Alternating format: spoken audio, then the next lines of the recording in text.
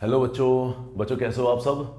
बच्चों आज हम आपके लिए मोस्ट इंपॉर्टेंट टॉपिक लेके आए हैं इलेक्ट्रोकेमिस्ट्री यूनिट के अंदर से। ठीक है, और जो आपको 2023 बोर्ड एग्जाम के अंदर मिलना ही मिलना है। और इस बार जो हम अपना टॉपिक लेके आए हैं वो है नर्स्ट इक्वेशन के ऊपर न्यूमेरिकल। ठीक है नहीं, तो जो न्यूमेरिकल आना है नर्स्ट इक्वेशन के ऊपर बच्चों, प्रोबेबिलिटी के चांसेस के बेसिस पे हम ये बोल रहे हैं कि एक क्वेश्चन आपको फंसना ही है ना, नर्स्ट इक्वेशन के ऊपर न्यूमेरिकल। तो बच्चे जिनको भी नर्स्ट इक्वेशन के न्यूमेरिकल के थ्रू प्रॉब्लम आ रही है, हम उनके प्रॉब्लम का सॉल्यूशन करने जा रहे हैं। और यहां तक कि मैं आपको एक न्यूमेरिकल अटेम्प्ट भी करके दिखाऊंगा। ठीक है नहीं, और एक नहीं मतलब एक दो न्यूमेरिकल आपको अटेम्प्ट करके दिखाऊंगा। और अच्छा, इसके बेसिस पे कई सारे बच्चों ने मुझे बहुत सारी बातें पूछी गई है, तो आज वाली वीडियो के दौरान वो जितने भी सारे के सारे क्वेश्चंस आपके थ्रू अराइज किए गए हैं, है ना, वो सारे के सारे क्वेश्चंस का मैं आंसर देने वाला हूं। तो आप पूरी वीडियो जरा ध्यान से देखेंगे और एक एक टॉपिक को बड़े बारीकी से समझने वाली चीज है नर्स्ट इक्वेशन। इसके ऊपर एक न्यूमेरिकल आपको मिलना ही है, तो जरा ध्यान से देखेंगे। ठीक है नहीं, तो शुरुआत करेंगे बच्चों, हम इस टॉपिक की जो शुरुआत करते हैं वो करेंगे हम इलेक्ट्रोड पोटेंशियल से। ठीक है नहीं, क्योंकि नर्स्ट इक्वेशन इलेक्ट्रोड पोटेंशियल से रिलेट करता है। ठीक है नहीं, तो बात करेंगे, सबसे पहले स्टार्ट करेंगे इलेक्ट्रोड पोटेंशियल से। ठीक है नहीं, तो बेसिकली बच्चों इलेक्ट्रोड पोटेंशियल है क्या, ध्यान से बात सुनेंगे। तो बच्चों जो पोटेंशियल एक्वायर होता है हमारे पास, या देखो जरा ध्यान दो, एनोड में से इलेक्ट्रॉन निकलते हैं, इलेक्ट्रोकेमिकल सेल होता है हमारे पास, एनोड में से इलेक्ट्रॉन्स निकलते हैं और कैथोड तक इलेक्ट्रॉन्स पहुंचते हैं, है ना। तो जो इलेक्ट्रॉन ट्रांसफरेंस हो रहा है from anode to cathode, electrons के ट्रांसफरेंस के दौरान जो पोटेंशियल जनरेट हो रहा है, उस पोटेंशियल को तो बोलेंगे हम इलेक्ट्रोड पोटेंशियल। ठीक है नहीं, तो अगर मैं सिंपल डेफिनेशन देना चाहूं तो सिंपल डेफिनेशन ये हो जाएगी, द पोटेंशियल जनरेटेड, ध्यान देंगे जरा, the potential generated due to transferring of electrons, transferring of electron की वजह से, due to transferring of electrons, और वो जो इलेक्ट्रॉन ट्रांसफर हो रहे हैं वो कहां से हो रहे हैं, from anode to cathode, from anode to cathode is called electrode potential, उसे हम इलेक्ट्रोड पोटेंशियल बोलेंगे बच्चों। ठीक है नहीं, तो जो हमारे पास इलेक्ट्रॉन्स की ट्रांसफरेंस हो रही है फ्रॉम एनोड टू कैथोड, उस दौरान जो पोटेंशियल जनरेट हो रहा है उसे क्या बोल रहे हैं हम, इलेक्ट्रोड पोटेंशियल बोल रहे हैं। ठीक है नहीं, अगर बच्चों हमारे पास ये स्टैंडर्ड कंडीशंस होगी अगर, ठीक है नहीं, एट स्टैंडर्ड कंडीशंस, अब सवाल ये उठेगा बच्चों स्टैंडर्ड कंडीशंस क्या होती है ना। स्टैंडर्ड कंडीशंस का मतलब होता है बच्चों कंसंट्रेशन 1 मोलार है, ध्यान देना जरा, कंसंट्रेशन 1 मोलार है, दोनों के दोनों इलेक्ट्रोलाइट की सॉल्यूशन 1 मोलार है। ठीक है नहीं, और टेम्परेचर होगा हमारे पास 298 केल्विन, ध्यान देंगे जरा, टेम्परेचर होगा 298 केल्विन, प्रेशर होगा हमारे पास 1 एटीएम, है ना। ये हमारे पास स्टैंडर्ड कंडीशन है। अगर स्टैंडर्ड कंडीशन होगी तो इलेक्ट्रोड पोटेंशियल को बोला जाएगा स्टैंडर्ड इलेक्ट्रोड पोटेंशियल, है ना। It is called standard electrode potential, इसे हम स्टैंडर्ड इलेक्ट्रोड पोटेंशियल बोलेंगे, स्टैंडर्ड इलेक्ट्रोड पोटेंशियल। ठीक है नहीं, और स्टैंडर्ड इलेक्ट्रोड पोटेंशियल को बच्चों रिप्रेजेंट करते हैं हम ई नॉट सेल से। ठीक है नहीं, तो यहां लिख देता हूं मैं, छोटा सा लिख देता हूं, it is represented by E not cell, E not cell से रिप्रेजेंट करेंगे। ठीक है नहीं, ई देखो ऊपर नॉट आ जाता है, और अगर स्टैंडर्ड कंडीशन नहीं है तो ये ऊपर से नॉट हट जाएगा। ठीक है ना। अब बच्चों बात करेंगे हमारे पास यही ई नोट सेल, ये निकलता कैसे है, ध्यान देना जरा। इस ई नोट सेल को निकालने के लिए एक हमारे पास फॉर्मूला है कि कैथोड की जो पोटेंशियल होती है उसमें से माइनस कर देते हैं हम एनोड की पोटेंशियल को।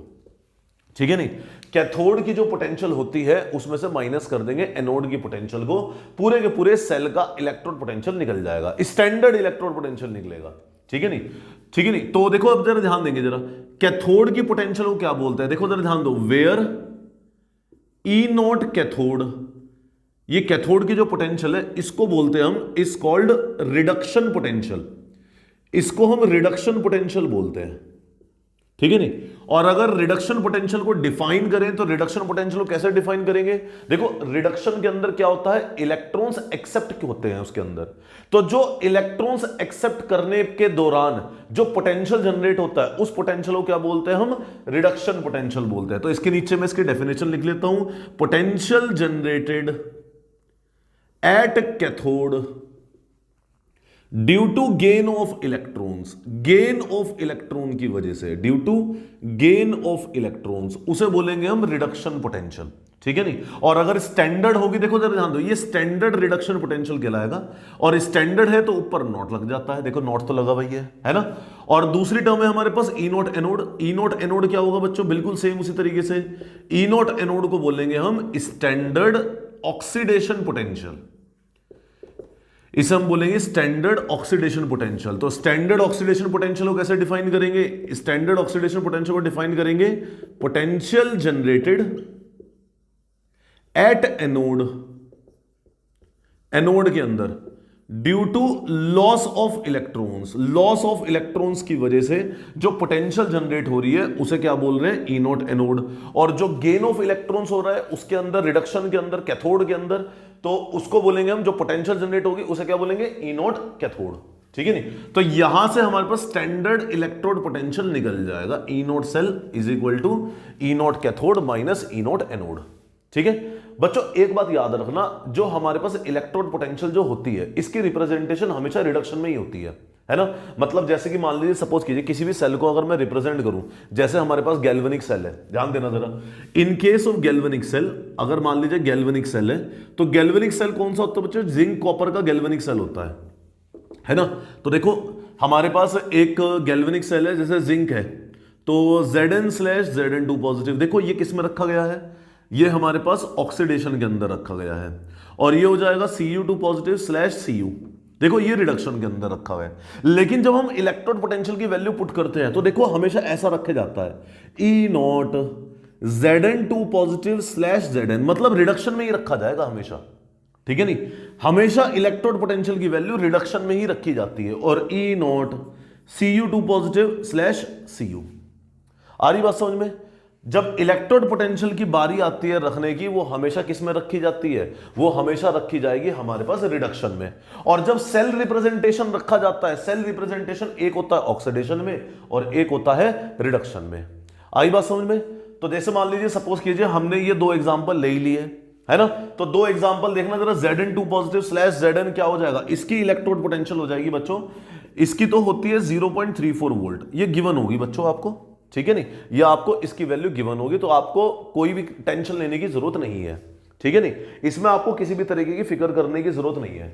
और Zn2 पॉजिटिव /Zn की इलेक्ट्रोड पोटेंशियल कितनी होती है, ये होती है माइनस का 0.76 वोल्ट, ठीक है, इसकी होगी माइनस का 0.76 वोल्ट और इसका होगा 0.3 वोल्ट 34 वोल्ट, ये गिवन होगा आपको, ठीक है। मान लीजिए हमें ये ई नॉट सेल निकालना है, तो इस सेल का इलेक्ट्रोड पोटेंशियल कैसे निकलेगा, देखो जो बड़ा होता है, देखो हमेशा याद रखना, इलेक्ट्रोड पोटेंशियल जो कैथोड का होगा वो हमेशा बड़ा होगा और एनोड का पोटेंशियल हमेशा छोटा होगा, ये हमेशा फैक्ट है, ठीक है नहीं, ये फैक्ट को कोई झुकला नहीं सकता, ठीक है नहीं।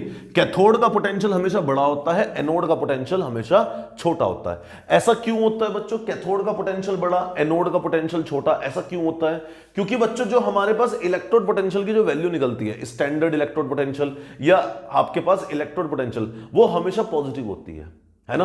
अगर इलेक्ट्रोड पोटेंशियल की वैल्यू हमारे पास पॉजिटिव है तो इसका मतलब वो जो सेल है हमारे पास, वो सेल एग्जिस्ट कर सकता है, ठीक है नहीं, वो सेल हमारे पास क्या करेगा, एग्जिस्ट करेगा। और अगर हमारे पास सेल एग्जिस्ट करता है, ठीक है नहीं, तो हमेशा इलेक्ट्रोड पोटेंशियल की वैल्यू क्या होती है, हमेशा पॉजिटिव होगी। क्लियर है।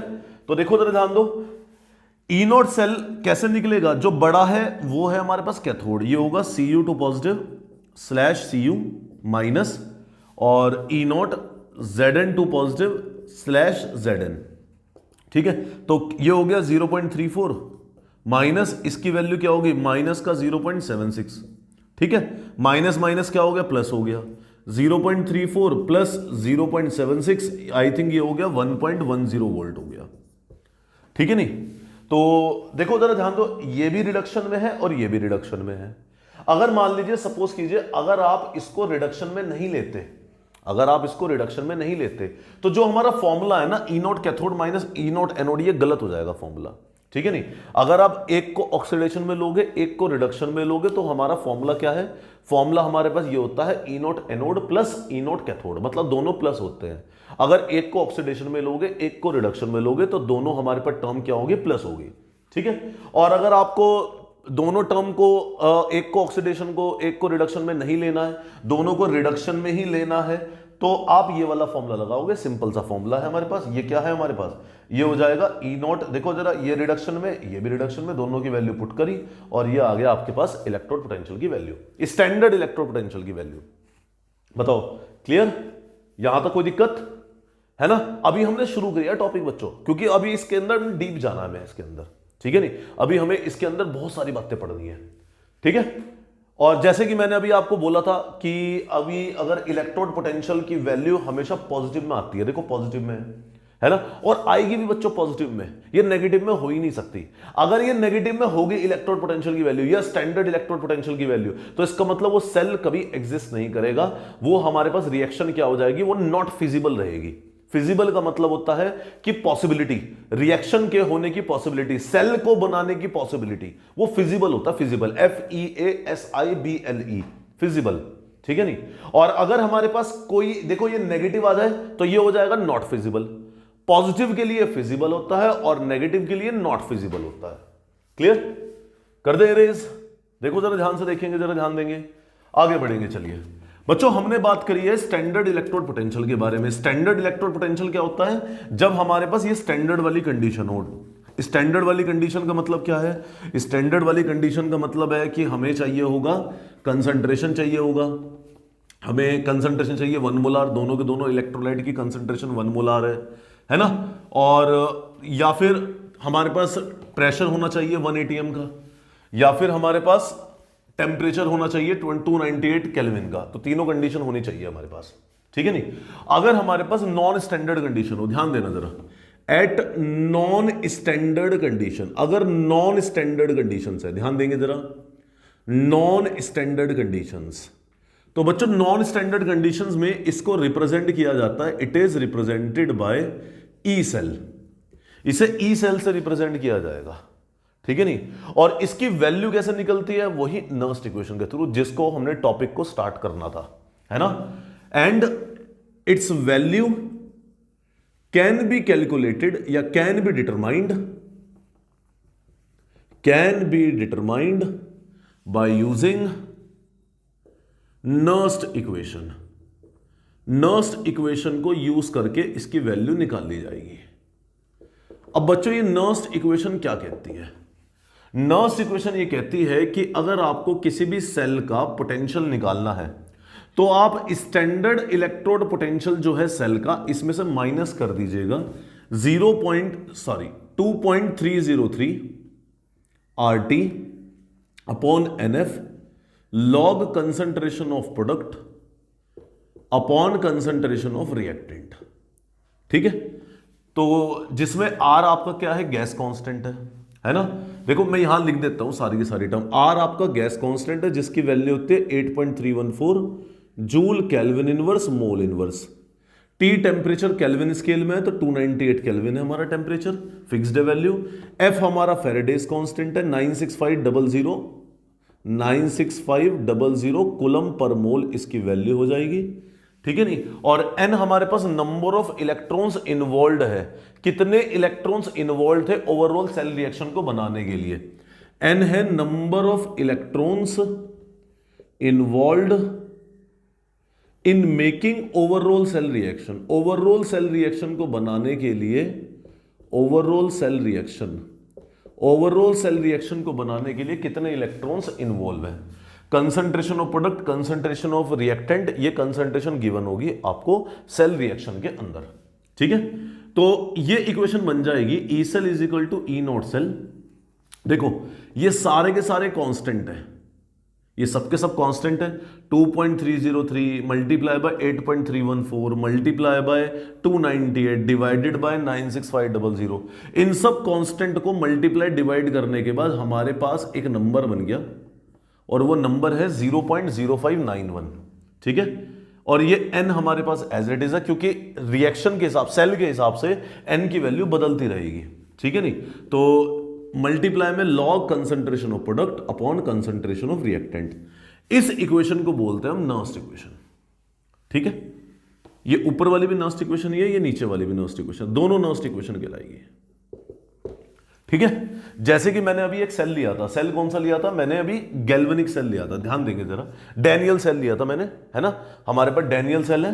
तो डैनियल सेल में हमारे पास कौन सा था, देखो जरा ध्यान दो, ये हमारे पास है डैनियल सेल में Zn/Zn2 positive salt bridge, Cu2 positive /Cu। ये आपको मान लीजिए, सपोज कीजिए कंडीशन दे रखी है, एक हम कंडीशन मान लेते हैं और इसके बेसिस पर हम क्वेश्चन सॉल्व करेंगे। ठीक है, एक वैसी जनरल क्वेश्चन सॉल्व कर रहा हूं आपके लिए, उसके बाद मैं एक पर्टिकुलर एग्जांपल ले लूंगा। ठीक है, मान लीजिए इसकी कंसंट्रेशन दे रखी है हमें 0.01 मोलार।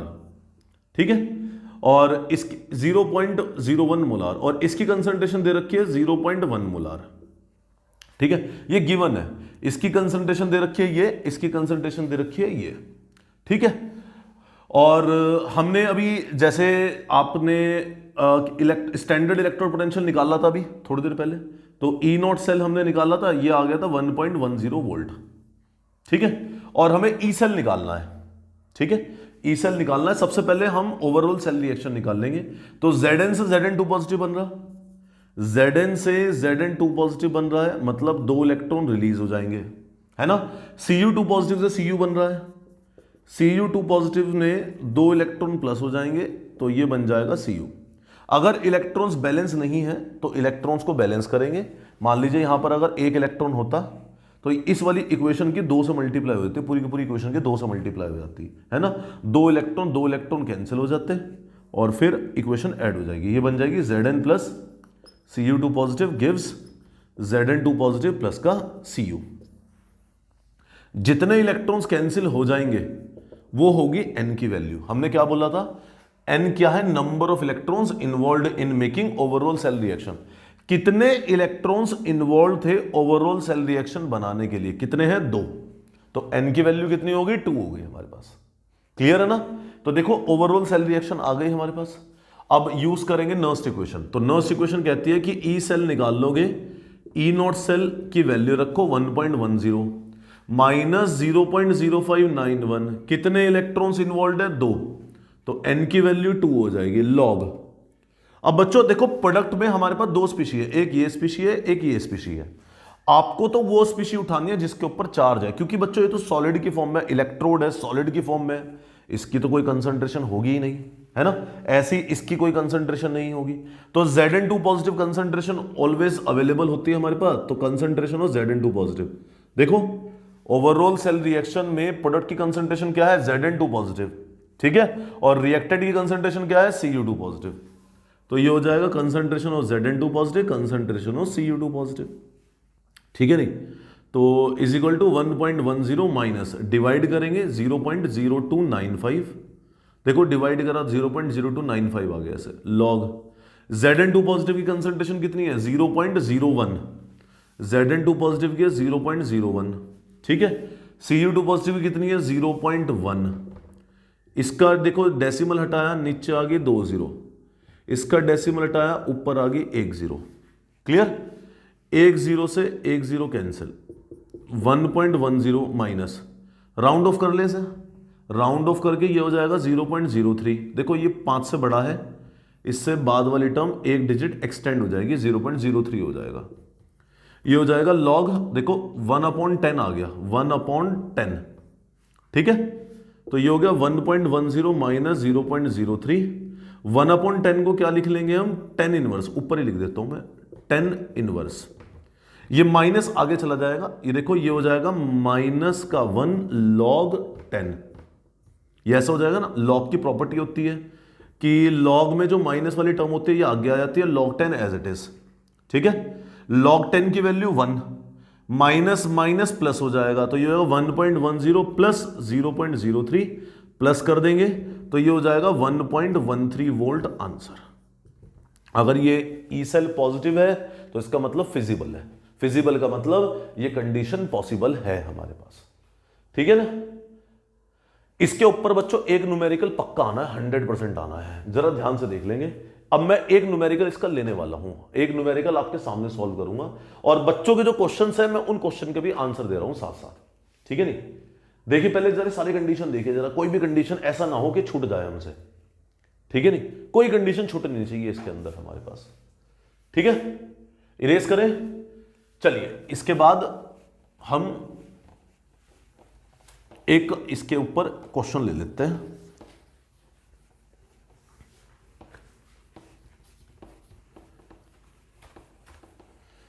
इसके ऊपर एक क्वेश्चन लेंगे और फिर इसको सॉल्व करेंगे।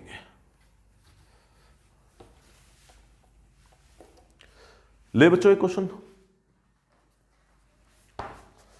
चलिए क्वेश्चन लेंगे बच्चों। क्वेश्चन है हमारे पास, calculate the EMF of the following cell at 298 Kelvin, of the following cell at 298 Kelvin। 298 Kelvin पर EMF निकालना है एक सेल का। सेल दे रखा है आपको ये वाला Al/Al3 positive salt bridge, Cu2 positive /Cu। ठीक है, कंसंट्रेशन दे रखी है इसकी 0.15 मोलार और इसकी कंसंट्रेशन दे रखी है आपको Cu2 पॉजिटिव की 0.025 मोलार। ठीक है, आपको इलेक्ट्रोड पोटेंशियल की वैल्यू भी गिवन है क्वेश्चन के अंदर, E0 Al3 positive /Al is equal to minus का 1.66 वोल्ट। Cu की भी इलेक्ट्रोड पोटेंशियल दे रखी है, Cu2 positive /Cu is equal to 0.34 volt. ठीक है, एक बच्चों मैक्सिमम बच्चों को इस चीज से प्रॉब्लम आती है कि सर लॉग की वैल्यू गिवन होगी या नहीं होगी।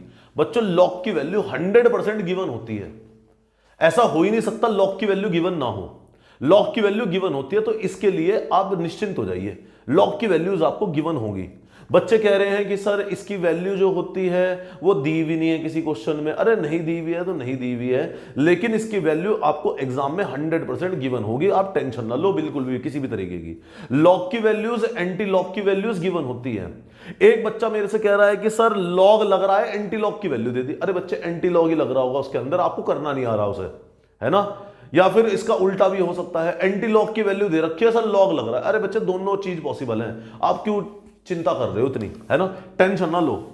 और बच्चों आपको मैं एक बात बता दूं, लॉग की वैल्यूज एंटी लॉग की वैल्यू गिवन होती है, आपको उठा के पुटी तो करनी है। जैसे इस क्वेश्चन की देखो, इस क्वेश्चन में दे रखी है लॉग की वैल्यू, है ना, तो लॉग की वैल्यू दे रखी है हमें, देखो लॉग 0.15 की वैल्यू दे रखी है, माइनस का 0.8239, लॉग 0.15 की वैल्यू है, और एक वैल्यू दे रखी है लॉग 0.025। ठीक है, इसकी वैल्यू है माइनस का 1.6020, ये क्वेश्चन में गिवन है। ठीक है, ये हमारा कंप्लीट क्वेश्चन हो गया। और जरा ध्यान देंगे बच्चों, अब होगा क्या, देखो इसका सॉल्यूशन कर रहे हैं। सबसे पहले भैया देखो जरा, हमारे एक तो इलेक्ट्रोड पोटेंशियल दे रखा है, सबसे पहले E0 सेल निकाल दो, स्टैंडर्ड इलेक्ट्रोड पोटेंशियल निकाल दो। ठीक है, स्टैंडर्ड इलेक्ट्रोड पोटेंशियल कैसे निकलेगा, बड़े में से छोटे वाले को माइनस कर दो, बड़ा वाला कौन सा है चेक करो। देखो बड़ा वाला कौन सा, बड़े वाला ये है। ठीक है, तो 0.34 माइनस माइनस प्लस हो जाएगा, तो माइनस का 1.66, दोनों को प्लस करेंगे तो प्लस करके ये आ जाएगा हमारा 2.0 वोल्ट। ठीक है, जब दोनों को प्लस करेंगे तो 2.0 वोल्ट आ जाएगा हमारा, माइनस माइनस प्लस हो जाएगा। इसके बाद बच्चों सेल रिएक्शन पकड़ो, सेल रिएक्शन से ओवरऑल सेल रिएक्शन निकाल लो। ठीक है, नहीं मतलब सेल रिप्रेजेंटेशन से ओवरऑल सेल रिएक्शन निकाल लो। तो एक तो ये और हमारा Al से Al3 पॉजिटिव बन रहा, मतलब 3 इलेक्ट्रॉन निकल रहे हैं, और एक है ये Cu2 पॉजिटिव में 2 इलेक्ट्रॉन प्लस हो रहे हैं, तो ये क्या बन रहा, Cu बन रहा। देखो Cu2 पॉजिटिव से Cu, Cu2 पॉजिटिव से Cu, ऊपर 3 इलेक्ट्रॉन नीचे 2 इलेक्ट्रॉन, अभी जो मैंने बताया था आपको। तो इलेक्ट्रॉन्स बैलेंस करने हैं, ऊपर वाले की मल्टीप्लाई 2 के साथ कर दी, नीचे वाले की मल्टीप्लाई 3 के साथ कर दी। ठीक है, 6 इलेक्ट्रॉन से 6 इलेक्ट्रॉन कैंसिल, ये ऐड हो जाएगा 2Al plus thrice Cu2 positive gives 2Al3 positive plus thrice Cu। ये हमारे पास ओवरऑल सेल रिएक्शन, जितने इलेक्ट्रॉन्स हमने कैंसिल किए हैं या जितने इलेक्ट्रॉन की वजह से ओवरऑल सेल रिएक्शन बनी है, वो है हमारे पास नंबर ऑफ इलेक्ट्रॉन्स, कितने 6। क्लियर है ना। अब आएंगे हम स्टैंडर्ड, देखो हमसे जो क्वेश्चन में पूछा है कि सेल ईएमएफ निकाल लो, सेल ईएमएफ निकाल ले, E cell is equal to E0 cell, E0 cell की वैल्यू 2 है, माइनस 0.0591। बच्चों आपको वो नर्स्ट इक्वेशन लिखनी पड़ेगी, आधा नंबर है नर्स्ट इक्वेशन लिखने का, और फिर वैल्यू डालने का आधा नंबर होगा। ठीक है, नहीं डिवाइडेड बाय n, n की वैल्यू 6 है, log concentration of product, product में तो ये लिखते हैं जिसके ऊपर चार्ज हो, तो कंसंट्रेशन ऑफ Al3 पॉजिटिव जो स्टोइचोमेट्रिक कोफिशिएंट होगा ये पावर में जाएगा, स्टोइचोमेट्रिक कोफिशिएंट पावर में जाता है, divided by Cu2 positive, concentration of Cu2 positive, इसकी पावर में क्या हो जाएगा 3। ठीक है, ये सॉलिड में है, ये सॉलिड में है तो इन्हें लिखना ही नहीं है। ठीक है, तो 2 माइनस इसको डिवाइड करेंगे 0.069 54, ठीक है नहीं 54 हो गया, और ये हो गया 58, 6 8 48। ठीक है, लॉग Al3 पॉजिटिव की कंसंट्रेशन कितनी दे रखी है, Al3 पॉजिटिव कंसंट्रेशन है 0.15 का स्क्वायर। ठीक है, और Cu2 पॉजिटिव कंसंट्रेशन कितनी है 0.025 की पावर क्यूब। बताइए ये ई सेल के इजिकल टू में है। ठीक है, क्लियर है ना। इसे जब तक माइनस नहीं करेंगे बच्चों, जब तक ये वैल्यू सॉल्व नहीं हो जाती। ठीक है, इसको सॉल्व करते हैं। ठीक है, तो अब देखो इसको सॉल्व करते हैं, मैं अलग से सॉल्व कर रहा हूं इसकी वैल्यू। देखो लॉग 0.15 का स्क्वायर डिवाइडेड बाय 0.025 की पावर 3, इसको हम अलग से सॉल्व कर रहे हैं। तो ये हो जाएगा बच्चों, देखो जरा ध्यान दो, लॉग 0.5 का स्क्वायर, ये लॉग की प्रॉपर्टी लगा दी, log m upon n minus, ये हो जाएगा लॉग m माइनस का लॉग n। ठीक है, और देखो लॉग की एक और प्रॉपर्टी होती है, लॉग m की पावर है, ये a आगे आ जाता है, ये होगा 2 लॉग 0.15 माइनस ये 3 आगे आ जाएगा 3 लॉग 0.025। और देखो इसकी वैल्यूज गिवन है हमें क्वेश्चन के अंदर, तो 0.15 की वैल्यू है माइनस का 0.8239, तो 2 मल्टीप्लाई बाय 0. माइनस का 0.8239, ठीक है, माइनस 3 मल्टीप्लाई बाय, इसकी वैल्यू भी हमें गिवन है माइनस का 1.6020। ठीक है, मल्टीप्लाई करें, 2 9 जा 18 का 8, 1 या 2 3 जा 6 7, 2 2 जा 4, 2 8 जा 16, तो ये हो गया माइनस का 1.6478, मल्टीप्लाई करके माइनस में आ गया, और ये माइनस माइनस प्लस हो जाएगा, तो 3 0 0, 3 2 जा 6 0, 3 6 जा 18, 3 1 जा 3, और ये हो गया 4.8060। माइनस करेंगे इसे माइनस करके हमारे पास टर्म बन जाएगी, ये देखो जरा ध्यान देंगे, तो ये हो जाएगा, ये हमारे पास 10 में से 8 गया 2, 10 में से 8 गया 2, और ये हमारे पास 15 में से 7 गया 8, और ये हो गया हमारे पास 15 में से, ये 9 में से 4 गया हमारे पास 5, और ये 7 में से 6 गया 1, और ये हमारे पास 4 में से 1 गया 3, तो 3.16 ले लेते हैं अप्रोक्स, 3.16। ठीक है, इसे सॉल्व करके 3.16 आ गया पूरे को।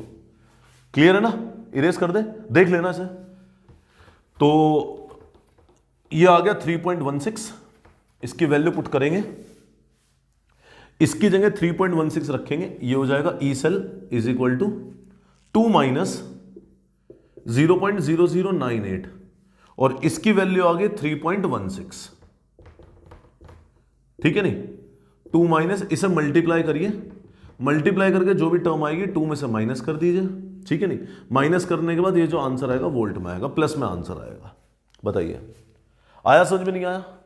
तो बच्चों इजी कंसेप्ट है, फंसना नहीं है कहीं भी, लॉग की वैल्यूज गिवन होंगी, 100% गिवन होगी, और इसमें बच्चों लॉग ही लगता है, एंटी लॉग नहीं फंसेगा इसके अंदर। एंटी लॉग का तो मतलब ही नहीं बैठता, एंटी लॉग लगता है जब इक्विलिब्रियम आ जाता है, इक्विलिब्रियम वाले क्वेश्चंस में लगता है, ये सिंपल वाले, इनमें लॉग एंटी लॉग नहीं लगता, इसमें सिर्फ लॉग की वैल्यूज ही पुट होती है। इक्विलिब्रियम वाले जो क्वेश्चंस होंगे उसमें लगता है एंटी लॉग। ठीक है नहीं, इक्विलिब्रियम वाले क्वेश्चंस हम फिर कभी डिस्कस करेंगे, है ना, लेकिन ये देखो ये पूरा का पूरा हमारे पास कंसेप्ट हो गया। ठीक है नहीं, मैंने एक एग्जांपल जानबूझकर ये वाला लिया था जिसके अंदर मैं आपको डिफरेंट इलेक्ट्रॉन्स का एक क्वेश्चन ले लूं, जिससे कि मैं आपको इलेक्ट्रॉन बैलेंस करके भी दिखा सकूं। ठीक है ना, तो बच्चों ये हमारा नर्स्ट इक्वेशन है, नर्स्ट इक्वेशन के ऊपर 100% एक क्वेश्चन आना है। ठीक है नहीं, अगर आपको कंसेप्ट समझ में आया है तो आप मुझे एक छोटा सा क्वेश्चन बता देंगे। क्वेश्चन ये है कि सेल ईएमएफ जो होता है और इलेक्ट्रोड पोटेंशियल जो होता है, इन दोनों के बीच में डिफरेंस क्या होता है? सेल ईएमएफ और इलेक्ट्रोड पोटेंशियल के बीच में डिफरेंस क्या है? आप मुझे डिफरेंस बताएंगे इसका। ठीक है, कमेंट सेक्शन में जाना, मैं आपका आंसर का वेट कर रहा हूं। ठीक है नहीं, और अगर आपका आंसर सही होगा तो मैं आपको मेंशन करूंगा कि आपका आंसर बिल्कुल एब्सोल्युटली करेक्ट है। ठीक है नहीं, और हमारे साथ जुड़े रहिए, ऐसे ही मैं आपके सामने मोस्ट इंपॉर्टेंट वीडियोस लाता रहूंगा और आपके कंसेप्ट स्ट्रांग बनाऊंगा। ठीक है नहीं, जो हमारे एग्जाम्स में जितने भी सारे के सारे इंपॉर्टेंट टॉपिक्स हैं मैं उनको सबको क्लियर करूंगा एक एक करके। ठीक है, देख लीजिए जरा ध्यान से देखिए। ठीक है, अच्छा बच्चों, बाय बाय, टेक केयर।